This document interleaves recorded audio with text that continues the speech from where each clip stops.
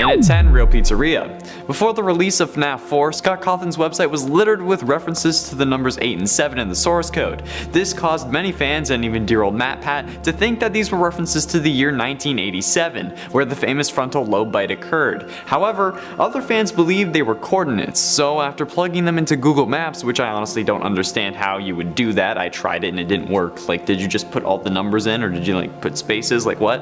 Whatever. After putting them into Google Maps, they found that the location it gave was an actual pizzeria. Obviously, once this got shared, fans of the franchise started harassing the place trying to get answers, and while it might have been all one big coincidence, someone might have caught on before. Kathy Blockus reviewed the pizzeria saying, "The robots kill. I saw a robot fox killing a kid before in there. Run for your life out of there." Alright. Grammar. This was left 3 weeks before FNAF 4 was even announced, which is when all of the 8s and 7s appeared on the website. While this is incriminating, they also left the place a 5-star review, so I'm pretty sure they were just fans of the franchise. But could they be related? And at 9, Mangle was made from Ennard. This really isn't a popular theory. In fact, most people really hate this theory, but the theory suggests that Mangle was made after the events that occurred in the minigames of Sister Location, where Michael Afton barfs up last night's helping of Ennard's spaghetti. This theory seems to point out that Ennard now has plenty of loose and missing parts that could be used to make Mangle. I mean, this is the kind of thing Scott would do. But it was revealed that Baby was kicked out and then she reassembled herself, so I don't really think this theory holds much footing anymore. But it's an interesting theory nonetheless. Even if you hate the theory, you can admit that you kind of believed it would be a thing. If I had seen this theory before the other reveals, I would have believed it. And at 8, Dream Theory. Most of you had heard this one before. Everything we've seen in these games is a dream. Sure, Help Wanted gets kinda meta and kinda puts this theory to bed, but what if the things we are seeing are still a dream? What if it's not the crying child in his home or hospital room waking up every morning? What if it's William Afton dreaming about the insane things he plans on doing, and how well it will work out? Well, to him, it will work out well, because he's a lunatic. Time works differently in dreams. You can go a whole month of your life and then wake up and it's only been 6 hours. And sure, you're able to control your dreams, but that's very difficult to do, because once you realize you're dreaming, you basically wake up. So what if he's only considering killing children right now, and this is his mind telling him not to do it, or to do it, because again, he's cuckoo for Cocoa Puffs. Or there is the other theory that we are still dreaming through Crying Child, where he's just now further into the dream, trying to justify what he saw so that when he wakes up he isn't terrified. Or he played the games and had nightmares about them, and now he's in the real world maybe? I don't know. And at 7, Real Life Links. In December of 1993, after Chuck E. Cheese had closed in Aurora, Colorado, Margaret Kohlberg, the manager, is tallying receipts in the back room. While she does that, Bobby Stevens scrubs down the kitchen, and Sylvia Crowell, Ben Grant, and Colleen O'Connor all work on cleaning the main party area. However, there is someone hiding in the bathrooms, 19-year-old Nathan Dunlap. Earlier that year, he had began working as a cook, before getting into an argument over his hours, which resulted in him losing his job. He was looking for revenge. He exited the bathroom and began firing, killing everyone in the building. First Sylvia, then Ben, then Colleen. Then he went into the kitchen where the bullet entered Bobby's jaw, sending him flying to the ground. Then Nathan went to the back where Margaret opened the safe before being shot twice. Nathan filled her bag with $1,500 cash, arcade tokens, and keychains.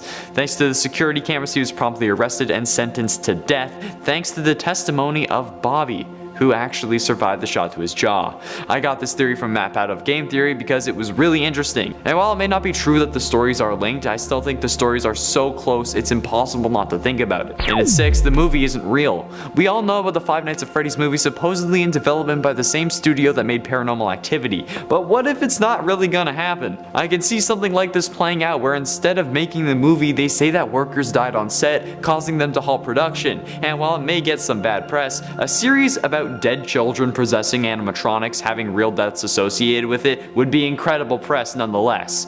Especially when the deaths are actually fake, because they only wanted to use the movie as a boost to like the games in the book. We haven't even gotten any word on a potential plot for the better part of a year, at least to my knowledge. And maybe the studio got the rights to the movie since they know how to handle paranormal press. Or they have a guy who can do that, something like that. I don't know, I just think that this movie would make a boatload, and since Scott loves rushing out games and books every other month, it's a surprise he hasn't made this one come out yet.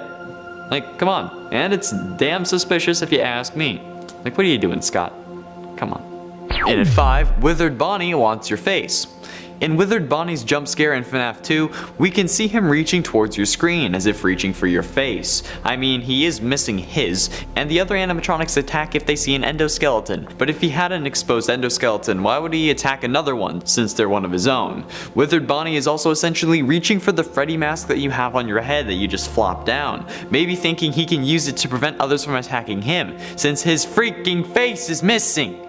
Actually, now that I think about it, what if the reason they're attacking you is because they can sense the remnant in your body? Maybe in fact you got scooped before becoming the night guard at these pizzerias, and now you look like you should be in a suit because Ennard is inside you, and potentially exposed. I don't know, it seems like a hell of a stretch, but I just wanted to throw that out there. And at 4, you're the new killer. While yes, I did start playing through FNAF VR on the channel, be sure you go watch, by the way. Share and like that video if you want more, because I'm only doing that if it gets enough views. Because, God! Okay. Oh my. Okay, there they are. However, I already know the end. No matter what you do in the final battle against Glitchtrap, you end up getting stuck in the game while he gets out. And while maybe it's signifying that he is taking over your body or escaping the game, what if instead he is passing the baton to you? I mean, I've already said it. What if he's taking over your body, like physically controlling it while you're in the game? That means that you're the new killer, in essence. But what if being trapped in the game will drive you insane for eternity, until you do the same thing as he did and switch with someone unfortunate enough to play, turning them into code while you escape and plan on tracking down the man who took your life? I mean, it's plausible. Scott has always been known to not shy away from big twists and reveals, like he did in this game. He soft rebooted the series. And if this game was meant to be a soft reboot, wouldn't you becoming the killer be the ultimate switch up, and be one hell of a way to start up a new story arc?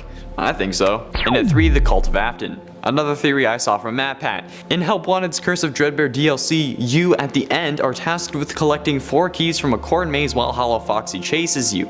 Well, if you find all 4, a 5th one appears. A glitchy one. If you manage to get it, it unlocks a cellar, which looks like the barn that acts as the hub for the DLC. Well, this time it's torn up and looks like it's been decaying for years. And there's a bunny mask sitting on a table next to an unlit candle and a circle of potentially blood or candle wax. Well, put the mask on and your breathing slows and you relax, then the DLC is complete. When you head back to the prize counter, it's there and you can wear it again. But if you do this while holding Glitchtrap's plush, you start seemingly having a conversation with someone, but you can't hear the other. This leads Matt to believe that there is a cult forming around worshipping Afton, and maybe they are trying to bring him back from hell. And I mean, if Glitchtrap is supposed to be Afton preserved in code, we all know what happens at the end. I've already explained it. Gets out. Shh. And at 2, special delivery indoctrination. In the few cults that I've been a part of, we've always had an indoctrination, something you must complete before being able to join the group and ascend to the next level. But what would a cult surrounding praising a man who sends animatronics after children do? Obviously make you need to survive them. And sure, there are the normal games, but those don't compare to real life. You need something more mobile and accessible. Everyone has a phone, and while it's easy to stay in one place, you can actually move around while using the AR on your phone, making for a more difficult challenge, but also a more telling test of your skill and problem-solving abilities. Plus, they gotta know you can kill kids. If you've played FNAF AR, you are now in the cult. Welcome. Finally, in at number 1, ignore Help Wanted. Now finally, I'm still talking about the Cult of Afton. Maybe they're trying to get him out. Maybe they want to see him freed from his prison and back into the world. But how would they do that? By telling you the exact thing you need to do to let him escape, but by making it seem like it will defeat him. And who in this game gives you the directions to stop Glitchtrap that in fact lets him escape? Tape Girl. Tape Girl also sounds a hell of a lot like the girl who speaks when you wear the bunny mask while holding Glitchtrap, and maybe that's who we're even playing as. But the thing is, we don't know how long she's been a part of this. She might have been the whole time, hence why she's describing seeing the tester as being covered in oil with a mask laying on the ground instead of blood and his face. We don't know if she's been planning this from the start, so we can't really trust anything she says. This is my own personal theory, and if she says that the company hired Scott to make a joke of things, what if she's only saying that so when William gets out, they'll be looking at the company and not him? Maybe Scott is just fighting for the truth of things. I guess we'll have to wait to find out. Plus, I know that it's not Scott himself in the game, but his name hasn't been revealed, plus it's his photo, so I'm gonna keep calling him Scott until such time as it is revealed. And at 10, Glitch Trap is William Afton. This one is fairly believable, so believable in fact that people actually consider it canon. However, there is no official canon source that confirms this to be the case. Referred to as the Spring Bonnie Man in the game files and the Anomaly by Tape Girl, Glitch Trap is a name given to that bunny rabbit thing by fans of the series, who linked the character to William Afton because of the golden Bonnie suit, which Afton used to kill children, the game file being called Spring Bonnie Man, his purple glowing eyes, and his similar mannerisms to William Afton. It is generally believed that Afton was able to get himself in the game by linking his memories with a circuit board that got scanned to eventually make the game. However, his soul is stuck in hell in Custom Night. While others may think that Glitch Trap is Afton, which is a reasonable assumption, don't think it canon yet until it gets confirmed, because we all know that Scott loves to throw wrenches into the lore, especially with this game. Like, geez, just retcons everywhere. And at 9, Competitors Games. Help Wanted gives us 2 different explanations for the previous games. One from the company saying that Scott made the games on his own, and another from Tape Girl who says that the company paid Scott to make them. Now, straight up, I don't trust Tape Girl. She gives you a combination of things to do that should have killed Glitch Trap, but it doesn't end up working, and if anything, resulted in you being trapped in the game forever. And I don't think that that was an accident. So what if the company is telling the truth, or at least as much as they know? The fan game Those Nights at Rachel's revolves around a rival to Freddy Fazbear's called Doug and Rachel's. Perhaps, instead of Scott making the games on his own, or Freddy Fazbear Inc. paying him in order to cover it up, what if Doug and Rachel's, or some other competitor to Freddy Fazbear's, paid Scott to make these games to advertise the deaths that they were so well covered up? I mean, it would make sense. We aren't thinking after playing these games, oh, this is funny, we should keep going to Freddy's. We think, why the hell should we bring our children here if so many kids have died? Sure, you may want Freddy's to be real, but that's because it isn't. If it was real and everything in these games really happened, you would be terrified to not only go out of this place, but set foot outside your home, just in case you got scooped out on the street. And at 8, FNAF 4. MatPat's theories on FNAF have remained fairly solid, constantly referring to the same things that he's already established. But actually, there was one theory where he flipped everything on its head, when he proposed that the FNAF 4 house is actually Henry's, and the Mustard Man from Sister Location is actually Henry instead of William Afton. And everything we assume that Afton was doing with the sound discs and making sure his kid doesn't go to Freddy's was all Henry's doing. There is evidence in the books to this, but if you want a better explanation, you should go check out Matt's video, because he does an incredible job, and I really believe that this could be an actual thing. I also don't have the charisma he does, so... Since everything makes sense if it is Henry. His daughter is missing because Afton killed her, he locks Michael away so he doesn't end up getting killed, the footprints outside his broken window are Afton in the Glitch Trap suit because it's an older version of his suit. Hell, that could even support the fact that Glitch Trap is Afton, because he would have stored his early memories in the computer chips. Everything falls into place. It's incredible, and it helps solve the timeline in one fell swoop. So let me know what you think below. Do you think the house belonged to the Aftons or the Emilys? Since in the books it's revealed that Henry's last name is Emily, which is weird. And at 7, real life fan game. The fan game The Joy of Creation is something I recently saw while researching another video, and it really intrigued me. The concept is that Scott Cawthon ended the FNAF series, and now the animatronics he created are coming after him for it. But what if that's what's happening? What if they are forcing him to constantly create more and more games, otherwise they will come for him? It's probably not the case, but what if something similar to this is happening in the games? Scott was the one who made the game in-universe as well, so what if Fazbear Inc. or whoever got him to make these games is sicking the animatronics on him to make sure he is producing as much as possible? Or maybe the animatronics on their own came after him when they learned what he was doing, thus encouraging him to make even more. And his friend in-universe made The Joy of Creation as a riff on his games and his friend's experience. This is all speculation, so more of a hypothesis than a theory, but it's still an interesting concept nonetheless. And at 6, the next game. In the Five Nights Fan Games video, when I was talking about The Joy of Creation, I mentioned that we need a game where we play as William Afton and play through his story, at least the story that we know already, the killing of the children, the Revenant, then ultimately escaping and Help Wanted. But I said it should be a fan game, but it could actually be the next game in the series. If you think about it, it is entirely plausible. Scott always plans on clearing things up in his next game, so perhaps the way he clears up all the speculation as to whether Glitch Trap is Afton is by setting the game from his perspective. and only revealing its glitch trap after we close the door on the protagonist from Help Wanted. It would also make more sense to show us where everything is going since we've seen glitch trap escape, rather than reuniting souls or getting fired at the end, because this time we actually have a dramatic ending to the story and we will be following glitch trap's story in the future.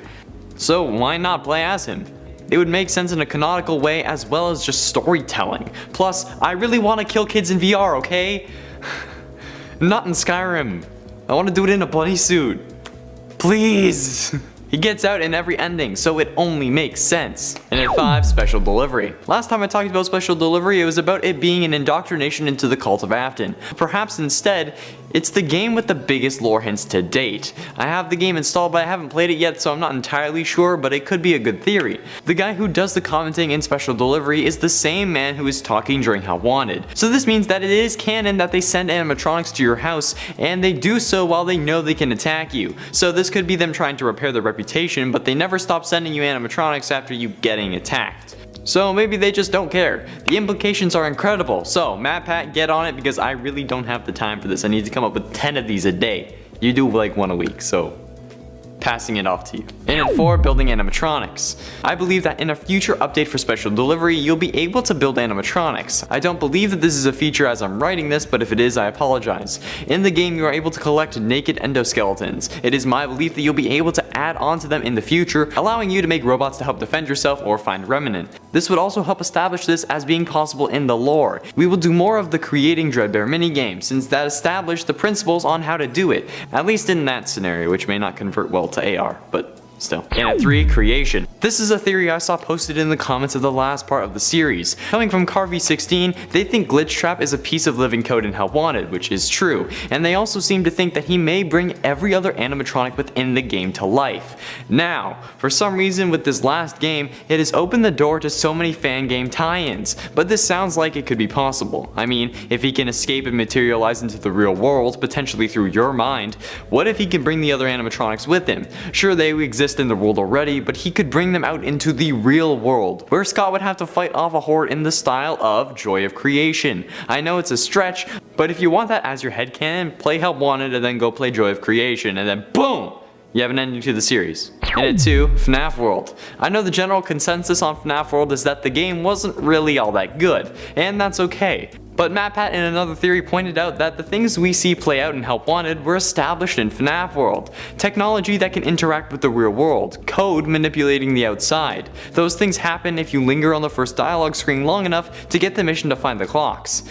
You set up the clues that you find in the FNAF 3 minigames. That's why they're legit minigames, because you've entered the code of another world. Perhaps this world is where Glitch Trap's from. Moving away from the game theory and onto my own personal ideas, since Purple Guy in FNAF World talks to us saying he's not the purple guy we know, maybe he's not. But perhaps he's the one we end up seeing being put into Help Wanted after they took code from another computer chip, which could have had the remains of FNAF World on it, because he deleted it off Steam, but he couldn't have deleted the whole game. This is actually quite compelling now that I think about it, because it would be another Afton, but not the same one as before, and as we all know, he always comes back, but maybe not the same way. Finally, in at number 1, Help Wanted's Dream. I talked about Dream Theory last part, and this isn't really what this point is about, but I feel like it's important to address it. This game could be a dream, but instead of Michael's, it could be Afton's. What if this game is actually about William's descent into madness, or somehow showing us that there are 2 Williams at the same time, perhaps like I suggested in my last theory. Let's face it, the only person who could have been at all these locations is William, and after all, some code was used from the old chips to supposedly make Glitch Trap. So what if that code also generated the scenes we see in game? One of the only people to go to all locations would have been Afton to kill kids. He would have been repairing animatronics since he needs his killing machines. He would have also had to contend with the plushies like the dark rooms, and at the festival where you see Dreadbear. You can even see Glitch Trap dancing on the hill next to the FNAF 4 house. However, the key to this puzzle, since Dreadbear may not be canon, is the final minigame. The Pizza Party minigame involves you roaming around the FNAF 1 location trying to find someone. However, if you end up going through the right door, you'll end up in the back room getting pizza and cake. However, when you do, Glitch Trap will appear coercing you into where he will ultimately kill you and stuff you in a suit. But who would have seen this? Nobody but Afton. You clearly play as a child in this game due to the giant scale and the stuffed ending. However, he is the only one who would have known about this event, meaning this game could all be a part of Glitch Trap's mind, or technically William's.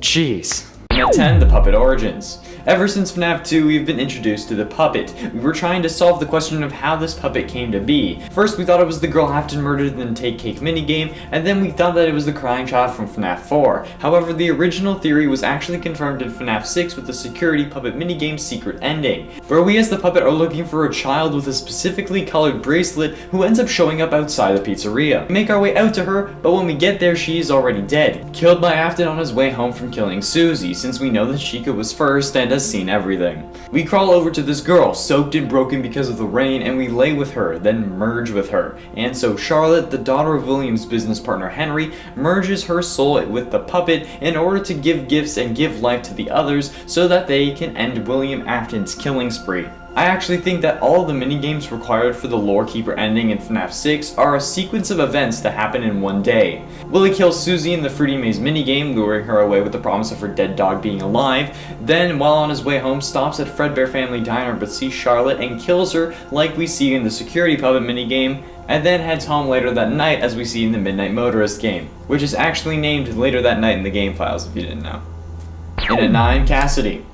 The mysterious identity of Golden Freddy has been bothering us for the better part of a decade, so it's obvious that finding the name of the child who possesses him would be a grand challenge. Well, in the security logbook we found that challenge. A whole book dedicated to revealing the identity of the one you should not have killed. In the book there are numbers constantly out of place, and each page that has numbers incorrect also has faded text saying my name. However, this isn't Michael writing, since he writes in red, so obviously it must be someone else. Something else. Golden Freddy. Putting the number clues together, we get 5, 2, 3, 9, 1, 5, 7, 2, 10, 11, and 8, 11. Which, as user DPowerful1 on Reddit pointed out, if you use those numbers as coordinates in the word search, you can spell out the name Cassidy. This was shown to be correct with the constant use of Golden Freddy's signature line of "It's me" used over and over in that word search, plus now that line of "It's me" makes a hell of a lot more sense. It's me, the one you shouldn't have killed. Cassidy was also mentioned by name in the final FNAF novel, The Fourth Closet, described as a girl with black hair, and the only human child in the logbook is a girl with black hair, being given cake by the puppet who is trying to give her her happiest day as suggested by the question on that same page, but also relating to the happiest day minigame where we try and settle Golden Freddy's soul. And at 8, the websites have conversations. Over the years, the way we found clues to the lore of these games has evolved. It started with reading newspaper articles on walls, then moved to analyzing minimum wage payments, and even went so deep as to investigate the real name of a teaser image using Notepad. But on the way to these extreme lengths, we started investigating the source code of Scott Cawthon's website. It started with the numbers 8 and 7 appearing multiple times, which led people to think it was about the bite of 87, as well as finding a restaurant on Google Maps everyone thought was the inspiration for Freddy's. One fan even went so far as to comment, "I saw a robot fox killing kids in there," even before anyone knew about it. But they also rated it 5 stars, so I guess they were probably lying. However, in between the release of Sister Location and FNAF 6, Scott's main two websites, ScottGames.com and FNAFWorld.com, had an argument where Baby basically got voted off the Ennard Island, hence why she and Molten Freddy are separate again in FNAF 6. The theme of the website's talking has been used again. Recently it had a conversation with itself on Scott Games, where someone, presumably Vanny, the new killer, is talking to Afton, or the voice in her head suggested by the conversation we hear between the mask and Glitchtrap in Help Wanted. And at 7, William Afton is Glitchtrap. While this may not have been confirmed by Scott Cawthon yet, in my opinion it's basically been confirmed. While everyone assumed that the character in the game files known as Spring Bonnie Man was William Afton due to his similar costume and the name in the game files, it was mostly just a well-supported theory and speculation. However, with the Curse of Dreadbear DLC, it has basically been confirmed. While in the main hub for the DLC, you can see the house from FNAF 4's menu on the horizon, and if you complete a series of tasks in blacklight mode, you can actually spawn Glitchtrap dancing on top of the hill near the FNAF 4 house. While this in and of itself could be enough, I think the real kicker is the car. The way you get this Easter egg is by pressing the button on the monitor and then looking at the car for 10 seconds, and it has to be the car, just looking away won't do it. Before you do this, however, the car's lights are white like normal headlights. However, after the Easter egg is activated and you return to normal mode, the car's headlights change to purple. Scott always makes it a point to clarify things in his next game, and this is his way of showing us that Glitchtrap is none other than Purple Guy himself, William Afton.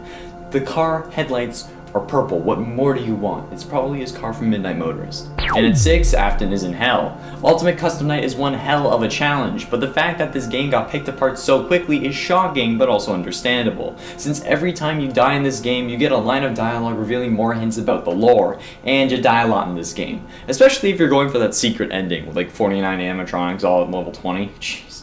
But these lines hint that we are somewhere that won't allow us to die permanently, only over and over, and somewhere that our character is not liked. Obviously we play as Afton, since even Nightmare Fredbear himself says these people aren't our friends, and Afton is the only character that deserves hell, like Henry says in the final moments of Pizzeria Simulator. Although for one of you, the darkest pit of hell has opened to swallow you whole, so don't keep the devil waiting, friend.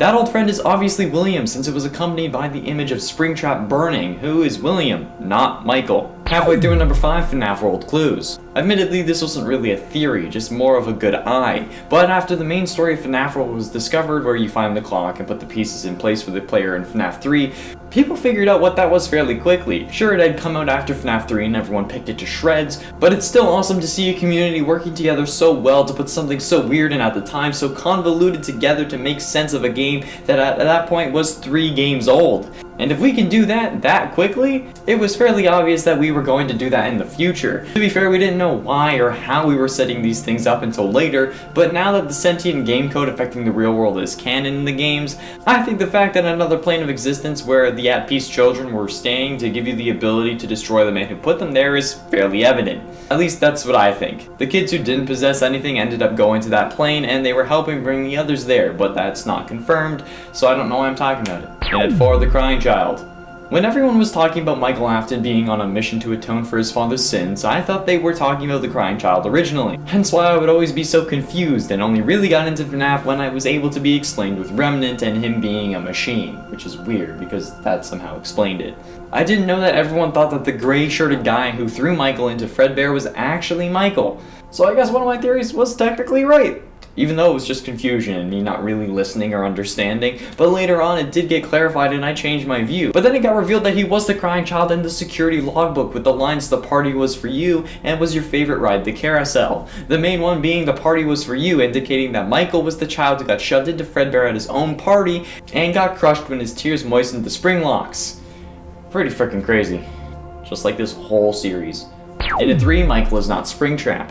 After MatPat made his video about the FNAF timeline, where he put everything he could together into as cohesive of a story as he could, Scott actually decided to confirm a few things for us about that video, saying, quote, "For those of you who were really upset about the idea of Mike Trap, or upset about the idea of Purple Guy being literally purple, or hung up on the 1983 versus 1987, watch MatPat's video." And since in that video MatPat says that William is indeed Springtrap, and provides all the evidence for such, you can all abandon the idea of Mike Trap. It's not happening. It's not Scrap Trap is not Michael. Springtrap is not Michael. Drop it. And a 2, FNAF 4 date. Using the same quote as last time, Scott confirmed saying that MatPat was right about the whole 1983 versus 1987 debate. And in that video, MatPat also talks about the fact that FNAF 4 takes place in 1983 as indicated by the television Easter egg and the secret cameras and sister location using the keypad combination of 1983, 1983, where the camera showed the different areas you play in during FNAF 4, Plush Trap's Hall, Michael's bed, and the closet that Foxy and Mango decide to assault. So basically, MatPat got almost everything right in that video. Scott also said it's obviously not 100%, but he really hits this video out of the park. Now it's only a matter of figuring out what he got wrong so we can fix it. Do it together. Yeah. Team power. Finally, in a number 1, William Afton is Purple Guy. This is an oldie, but a goodie. The character at first only known as Purple Guy has gone by a lot of different names. Purple Guy, the Phone Guy, Vincent, the Killer, Pink Guy. However, way back in 2016, MatPat predicted the name reveal of William Afton thanks to his mention in the Silver Eyes novel. Then once Sister Location came out and the name of Afton was dropped, he was fairly clearly happy about it. I would be too. If one of my theories about these godforsaken games ends up being correct, I may lose my mind. So while the fans of these games wanted to dismiss the books and treat them as an entirely separate canon, you can't do that entirely. Sure, some things are different, like his first victim being Henry's son Sam in the book, but in the games it's Susie, and the names of the original 5 children being different, it's still important to consider them when crafting theories. So while you may hate on MatPat or hell even hate the books for that matter, one of the biggest reveals in the game came from him and those books. So, take a chill pill, relax, and remember that it's just a theory. A theory that you don't have to believe until it turns out to be true. So don't hate, appreciate the effort that people go to in these kinds of videos. Jeez, don't hate. There's no point. Worst thing is that he's right or that he's wrong. Who cares? Number 10, 80s versus modern day. Well, many people are assuming that Security Breach is a new game when it comes to the timeline set in modern day, but for some reason taking place in what appears to be a very retro looking mall, it is equally possible that this game could be taking us back in time to the 80s, which might even make more sense considering that this seems to take place in a mall that looks like it's straight out of the 1980s in terms of its style, and that a quote unquote successful Freddy's location is still up and running. When do you think this game will be set? Modern day, or are we going back to the 1980s? Or will it be set in some other random time? Could you imagine like Victorian FNAF, but for some reason in an 80s mall? Number 9, the title. With many of the FNAF game subtitles, we've seen how much Scott Cawthon and his team seem to enjoy giving us a title with more than one meaning. In the case of Sister Location, the title was a reference to the fact that Circus Baby's entertainment and rental was a sister location of sorts to Fazbear Entertainment and their franchises when they existed, as well as additionally being the apparent location of your sister's spirit, as you played through as Michael Afton, William Afton's son, and brother to Elizabeth Afton, who was killed by Circus Baby and whose soul was then trapped within that animatronic. Number 8, Glitch Trap.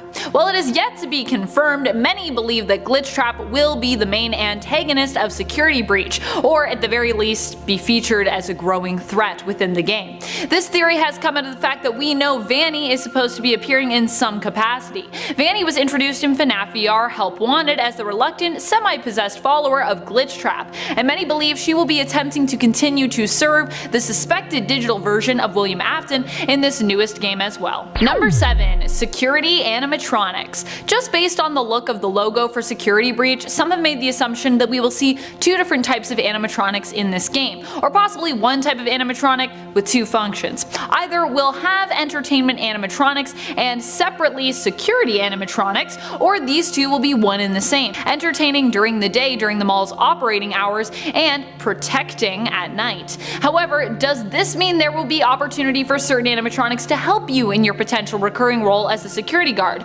or will it mean that you become the prey to this additional, perhaps murderous form of AI security?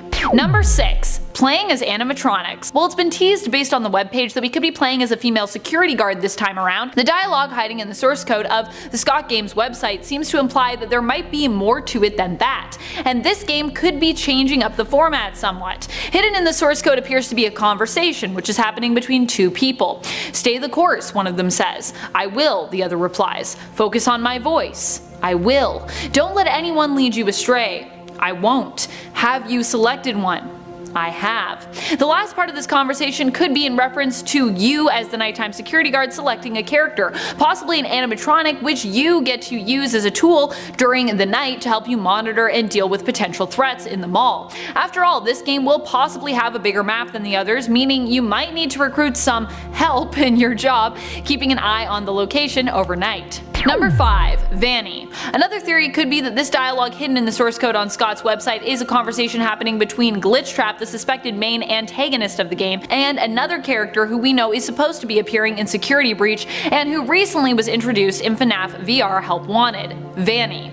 In Help Wanted, Vanny appeared as the reluctant follower of Glitch Trap. Glitch Trap is believed to be a digital version of William Afton and a virus, who became uploaded into the game during scans of old animatronic parts. Many believe that Vanny, seemingly spelled now with an IE at the end of her name as opposed to Y, according to a merching list seemingly spelled with an IE at the end of her name as opposed to a Y, according to a merch listing with the characters' names that reportedly appeared on Scott Cawthon's copyright page, will be appearing in Security Breach as a helper to Glitch Trap, attempting to help him find a body, animatronic or otherwise, that he can possess. A voice demo on Jessica Tang's Voices.com page listed as video game demo scared, frightened, afraid, young, female follower, obedient is believed to be a yet unused line of dialogue belonging to Vanny, who is played by Tang. The demo backs up the theory as it reveals Jessica potentially as Vanny saying, I understand, I'll do just as you ask, and yes, I've already selected one. Number 4. Stitch Wraith Connection. In the books, a lot of FNAF lore has been expanded and even added in, with some of it connecting directly back to characters or stories in the games, but most of it remaining separate.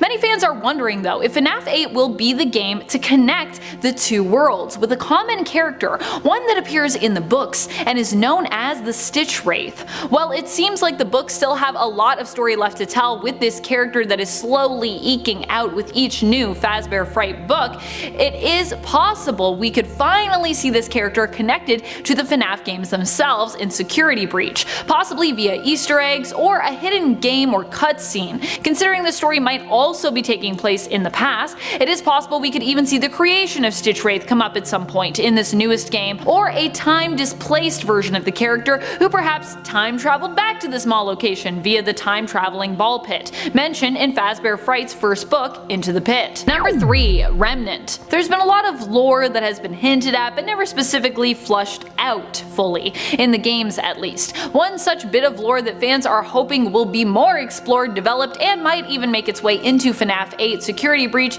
is a substance or object known as Remnant. Remnant is a collectible material in the FNAF AR game Special Delivery that allows you to power up your animatronics. It's believed to be a material that is responsible for giving an amount of sentient life to animatronics who potentially do not even possess the souls of the dead. It could either be a collective of souls melted down, or it could even be made, as MatPat theorized, out of pure agony, which is then converted to Remnant and used as a power source of sorts. Remnant appears to be one of the substances used in the creation of the Stitch Wraith. Number 2. The Bite of 83 or 87? Yeah. Well, we think we know what happened with both of these bites when it comes to their story, which has been theoretically pieced together by fans of the series. What if we are wrong? Or what if we simply don't have all the pieces of the puzzle just yet?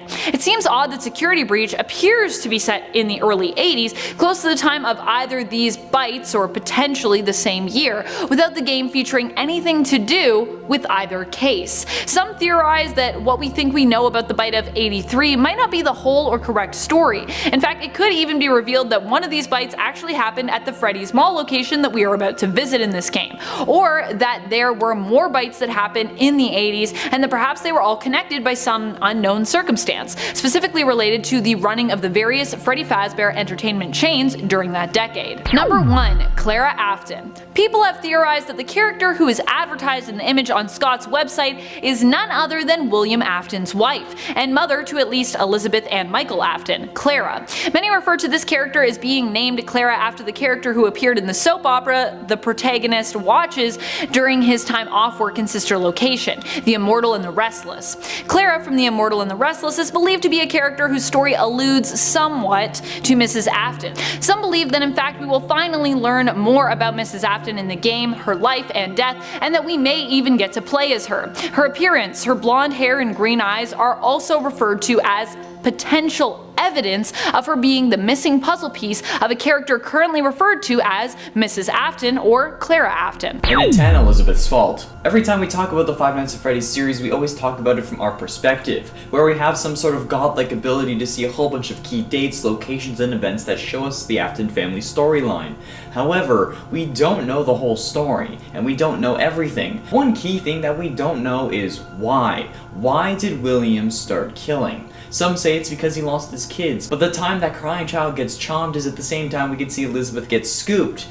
We can tell by the stomach mouth on the nightmare animatronics and the empty girls' room in FNAF 4's house, but what if only one of those was an accident? We know something happened to the mother of the Afton family. Maybe she left William for someone younger and a little less, child murdery. Or maybe she died in a tragic accident, like perhaps giving birth. We don't know which of the two young children is the oldest, whether it's the crying child or Elizabeth, but we can assume that it's going to be the crying child because he's older and seems to be a little more mature because he didn't, listens to his father and doesn't go touch baby. But if the Afton mother died while giving birth to Elizabeth, resulting in William resenting her for it and wanting revenge? Revenge in the form of a 7-foot tall robotic clown baby. And at 9, brainwashed. We all know about The Immortal and the Restless, the vampiric soap opera from Sister Location that still has a better love story than Twilight. But what we don't know is what it means, if anything.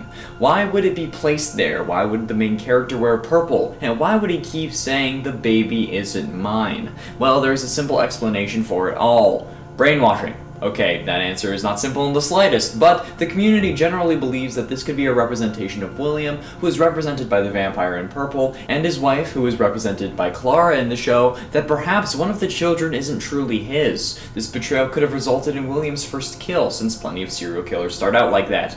But what if it's something more? What if, in reality, the baby isn't his because he stole it, or maybe kidnapped a kid and brainwashed him into being theirs? Perhaps after losing a child, or maybe he brainwashed a kid who saw Elizabeth get scooped, and in that moment of trauma he was in his most vulnerable state. It's not that outlandish of a story with child abducting and possessed animatronics coming from a Chuck E. Cheese parody, especially when that story has doors that make no sense. They shouldn't be closing with power. And it ain't the Mustard Man. Now, by no means is this an unknown theory, okay? I know that most of you will have heard this one before, but I want to remind you of it because it's not talked about very often and presents really interesting ideas that help solve a lot of problems. In one of his theory videos, MatPat suggests that there is a very real possibility that the Mustard Man or Yellow character we play as in the FNAF 6 Midnight Motorist minigame is not William like we've all been thinking, but instead could be Henry, William's business partner who ended up helping to launch the Freddy's restaurants and unintentionally starting his murder spree.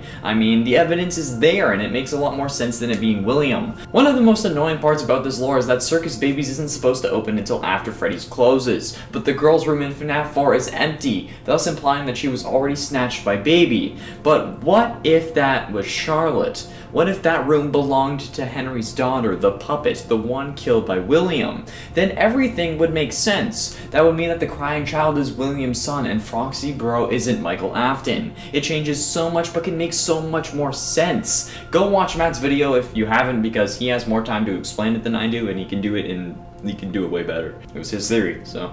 And its 7 original intentions. The original FNAF group of animatronics are seen as the first victims, the missing children from 1985, and the grandparents of all other dead animatronic possessing children. But what if we've been misunderstanding this the whole time? It was suggested to me by Jack that perhaps all they wanted was your help. You end up getting fired in that game for tampering with the animatronics, among other things. So you were messing with them. And from what we know about the series, you were trying to set their souls free. What if that's all they wanted you to do? Sure, you're playing as Michael, who looks a lot like William, their killer, but surely they would be able to see that you aren't him. They could be trying to get you to help, but they don't know their own strength because, you know, they were children. And then they possessed animatronic animals with strength 10 times greater than theirs. I mean, sure, they scare you, but you don't actually see them lunge at you unless it's Freddy when you run out of power in FNAF VR. So maybe they're just trying to get your attention, because, you know, you're looking at a screen. Damn millennial. I know he's not a millennial, but like, you know what I mean. And 6, animatronic testing. We know that Nightmare animatronics from FNAF 4 are hallucinations. We know this thanks to Nightmare Freddy's voice lines from Ultimate Custom Night, one of which says, "I am now given flesh to be your tormentor," and another one that says, "Now there is more than an illusion to fear," suggesting that before he wasn't real, but now he is, because, you know, you're in hell. Now obviously William wasn't testing real animatronics, but perhaps he was using his son as an experiment for the illusion sound discs we hear about in the FNAF novels that make an appearance on Funtime Freddy's Insides and Sister Location. Perhaps before he made the Funtimes he was testing the sound discs on his son in order to make sure that they weren't faulty, because, you know, a giant clown animatronic that's like 7 feet tall would definitely scare the absolute living crap out of any child that it's trying to abduct. So it can use a disc to look friendlier, that's for damn sure. It could even turn itself into the most appealing thing to that child, which is insanely overpowered and sounds like it should be used by a politician. Also, I know this is not a new theory, but you really think I could come up with 10 new theories? Even with help, that would be hard, okay? Halfway through at number 5, Purple Guy Origins. The Mustard Man, or the yellow guy from Midnight Motorist, could possibly be Henry, but it could still be William. And while yes, you could explain the choice in color away as just Scott being Scott, I think that there's something more. Now keep in mind that this is my theory and that I have not seen this talked about online, so if you have heard this or any of these on this list before, I apologize. But we've been associating the purple guy with William Afton, yes, but it's always been the killer version of William Afton. There was a time before he started killing, so how how could we show that this character had not been corrupted by anger and hate yet, when all we know about his visuals is a color? Well, change the color. I genuinely believe that the yellow guy from Midnight Motorist is William Afton before he started killing. He hadn't been corrupted by anger or hate yet. That's why he's yellow. Don't get me wrong, the books showed us that he wasn't a good guy, straight up kicking Elizabeth at one point from what I can remember, but he hadn't killed anyone at the time of Midnight Motorist. Sure, it kind of throws some holes into what we've originally thought, because we thought that he had just killed Charlotte, but we only think that, okay? It hasn't been confirmed. And yes, he isn't allowed into juniors, but maybe he was just banned from the bar because he's an angry drunk who comes home and kicks his children. We don't know. It's always a possibility, okay? And until Scott says otherwise, so don't come for me in the comments. Unless it's confirmed, you can't yell at me, okay? And at 4, Matt Pat working on the movie. The FNAF movie has been in the works for a while. Scott has been hard at work writing and rewriting scripts in order to make them worthy of production, since, you know, we all have extremely high expectations at this point. However, there was a recent conversation on Twitter between Matt Pat, our Lord and Savior of FNAF, and Jason Blum, founder of Blumhouse Productions, aka the company that's making the FNAF movie. They also made Paranormal Activity. There was a whole conversation between the two on Twitter where Jason said that he had discovered Matt Pat's theories and was in deep, saying that he's gonna watch them all 10 times. Eventually, Matt Pat responded saying that he would love to have Jason on the show to talk about the movie and ask him plenty of questions, such as if it's a lore story based on the games or books, or if it's just going to be another story set in the same universe. To which Jason said it would be amazing to come on his show. However, how would Jason just be learning about Matt Pat now? Okay, he tweeted out saying that he found it on September 1st. So, how did nobody mention him beforehand? But there's also the point of the audience. Matt Pat is a member of the FNAF community, but has more ties with the fans than he does with production companies behind the games. Meaning that if they really wanted to make the movie good, they would most likely bring Matt Pat on. And the fact that there was a blatant conversation really shows that perhaps this is what they've been doing for a while, or the whole time. It's probably a recent thing. Getting close to the end, and at number 3, we are Freddy. This one's also mine. There are a lot of weird things happening in FNAF VR, but you need to remember, in Help Wanted we play as a game tester for a game in the FNAF verse. So the game I play is different to the game I'm testing in the game I'm playing. Get it? So my question is, who do we play as in the game that we're testing? My theory is that we play as Freddy. Well, not the animatronic, but rather Gabriel, the child who goes on to possess the Freddy animatronic. Why? Well, honestly, because of the pizza party ending. When we enter the back room, we will see pizza and cake on tables beside us, and then Glitchtrap ushers us onto the stage. When we get out there, we get stuffed into Freddy, as made evident by the mic in our right hand. Also, this is my right hand. Don't come for me in the comments. I know I have a thing with directions, okay? This is my right hand. But the thing is, Glitchtrap is an anomaly. A literal glitch in the code. Like, he shouldn't exist. So, how is he able to control that ending? I don't think he does, or rather he uses that ending to collect our soul. The two game testers before us, Tape Girl and Jeremy, also have run-ins with Glitchtrap, but we don't know if Tape Girl makes it out alive, and we know that Jeremy doesn't. If you know this series, that name should be setting off alarm bells, because, well, we know from FNAF 6 that Bonnie gets possessed by a kid named Jeremy because of the gravestone ending. And here we are with another Jeremy. However, this one cuts his face off after seeing Glitchtrap with the paper cutter in another room. But what else did we see in the room with our pizza? Chica and Bonnie animatronics. Chica without her arm, and Bonnie missing his face. I believe Tape Girl was named Susie, and now Glitchtrap has 3 of the 5 original missing children, and he needs only 2 more to truly escape the game. And ultimately, in at number 2, no plot. When Scott made the original Five Nights at Freddy's game, it was a last attempt, one final effort to become a game designer after years of having unsuccessful releases. Well, not as successful as FNAF at least. But FNAF absolutely blew up. It became so popular that everybody and their mom was playing or talking about it. Hell, my group even made part of our drama exam performance on FNAF in grade 10. But Scott never expected that. He released the second game 87 days after the first, and got everyone arguing over whether it was a sequel or a prequel. But Did he even know? There are so many points that conflict with others from a lore and timeline standpoint from the original games to now, and while yes, Scott can't remember so many games in such tiny details, he couldn't have thought about this lore from the first game. There are many compilations of Scott listening to MatPat and Markiplier that make some wonder if Scott even knows where he's going with the series next. So far, he's just been putting out a load of short stories and not really focusing on Security Breach, the new FNAF game. But maybe that's because he doesn't know what to do next. Finally, in number 1, Foxy Bro and Crying Child. Now, this is my own personal theory that I haven't seen anywhere else on the internet, alright? If it has been put out there by someone else, I couldn't find it. So, don't hate on me in the comments. This is my personal theory, my evidence. I'm the one who researched this, okay? I personally believe that Foxy Bro and the Crying Child are the same person. I know it sounds weird, but hear me out before you rage at me in the comments, please.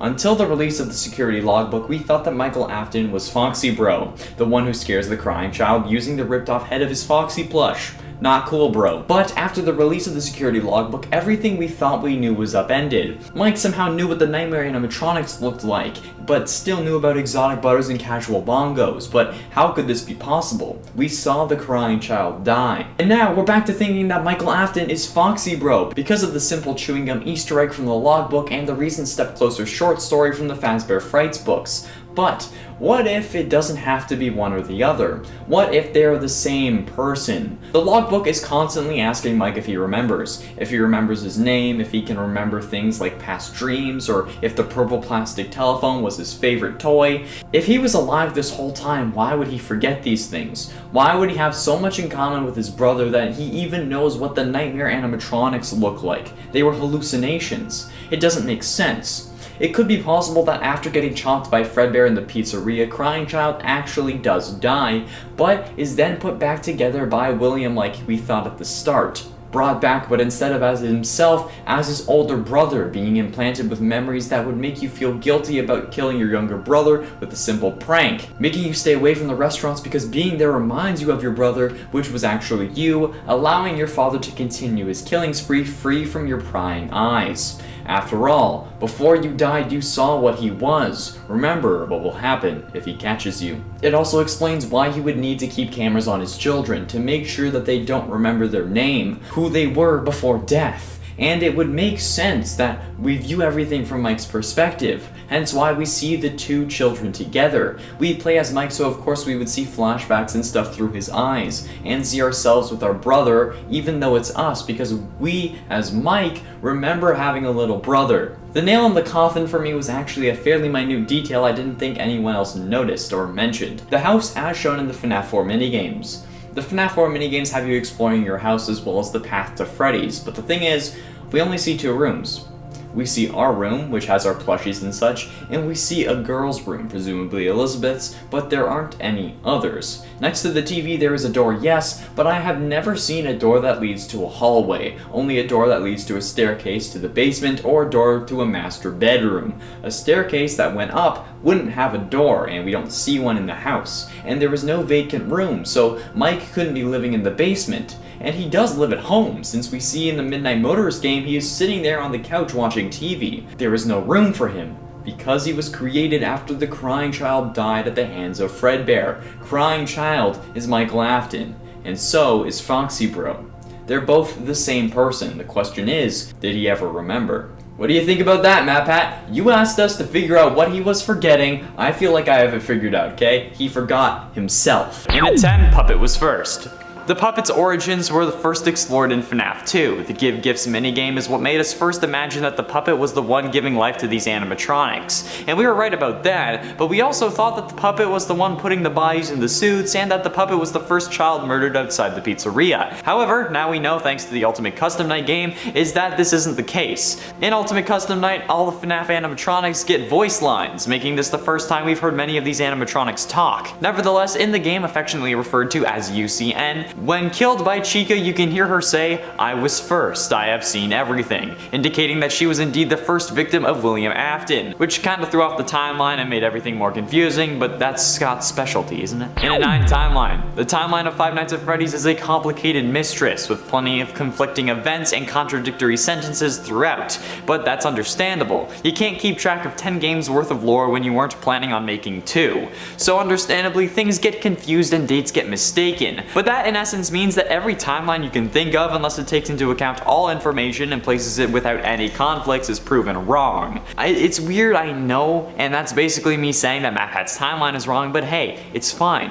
We're getting new things on the regular, and it looks like Scott has abandoned that timeline anyway. Hell, it may totally be worthless, okay? Since apparently in universe the games were also created as a way to make fun of the events, so everything could be a lie now, if the games in universe are the same as the ones we played in the real world. And it ain't purple and pink. Way back in the FNAF 2 days, there was a debate over 2 different killers. However, this time they were the purple and the pink guy. The pink guy was present in the Foxy Go Go Go minigame, and since he was a slightly lighter shade of purple, they were instantly different people, and then we had 2 killers to deal with, which technically would have been a settling thought since one person wouldn't have killed all those kids.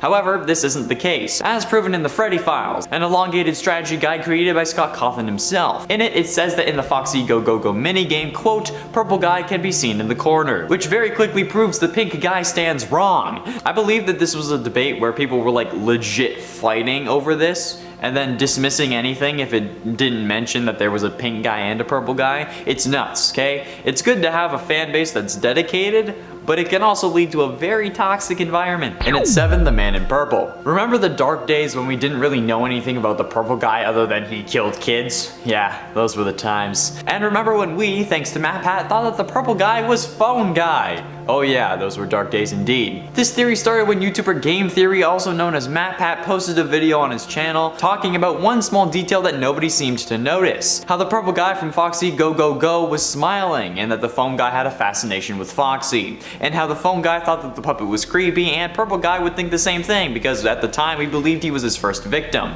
This was later disproved in the Silver Eyes when the killer was revealed to be one Sir William Afton. Obviously in the book he wasn't referred to as the purple guy, but at this point we had proven that there was only one killer. And in the story, Willie was the only killer. This was also confirmed to be the identity in the in-game universe in FNAF 5 sister locations. So, sorry Matt, but purple guy is indeed not the phone guy. I wanted it too, don't worry. And at 6, Michael Afton. We can't get the identity of Michael Afton down. At first we thought he was the crying child's older brother, then thanks to the survival logbook it was now the crying child, and now after that with the release of the 4th Fazbear Frights book Step Closer, it's the older brother again because Michael chews gum and the older brother in the story chews gum, and the older brother in the story had his hand turned purple, and Michael Afton turns purple, and they're both older brothers. Great.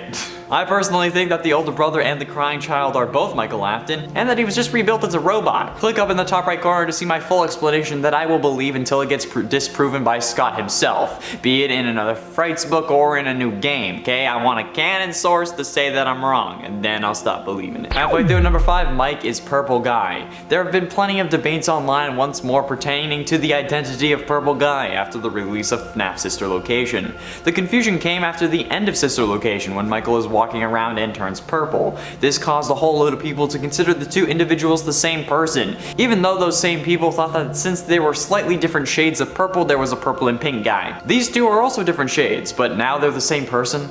What? Anyway, the real answer here is just that the purple guy is just a shadow. He's not physically purple like Michael is. William's purple guy is a shadow that couldn't be colored black because the background of FNAF 2's minigames was black, so the shadow was instead colored purple. The purple guy is William Afton, but Michael Afton became visually purple, okay? There were 2 purple guys, but only one that is like actually purple. You get it? This game is not confusing at all. And at 4, William is dead. We always thought that William was dead. This guy has died more times than Sarah Lance, but as we all know, he always comes back. Some people thought that William died after the spring locking in FNAF 3's minigames, and some of us thought he died in the FNAF 3 fire, and the rest of us thought that he had died in the fire from Pizzeria Simulator, also known as FNAF 6, since we later see his soul in Hell and Ultimate Custom Night, constantly being tortured by the one you should not have killed, Golden Freddy or Cassidy. But now he's alive again, at least his mind or soul soul is in the form of Glitch Trap, or I guess you would call it his essence?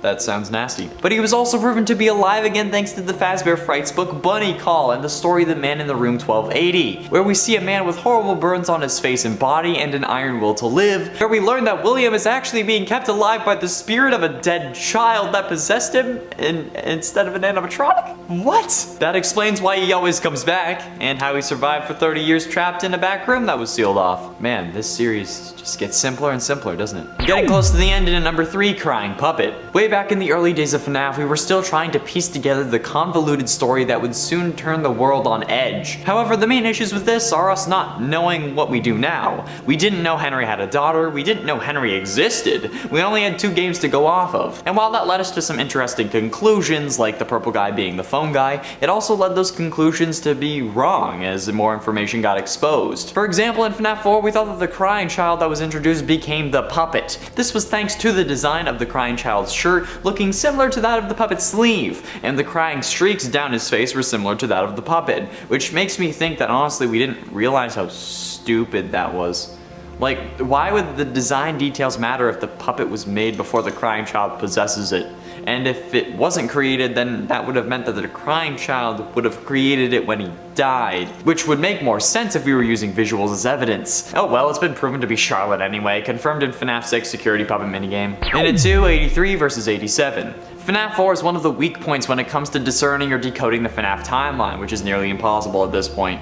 This game has so much debate about who the characters are, where it takes place, and hell, even when it takes place. Yeah, people were legitimately arguing over if the game took place in 1983 or 1987. 87 would make sense, considering how we see a bite at the end of the game when the crying child dies, and then the only other time we've heard about a bite in game is the bite of 87, where someone gets their frontal lobe bitten off during business hours.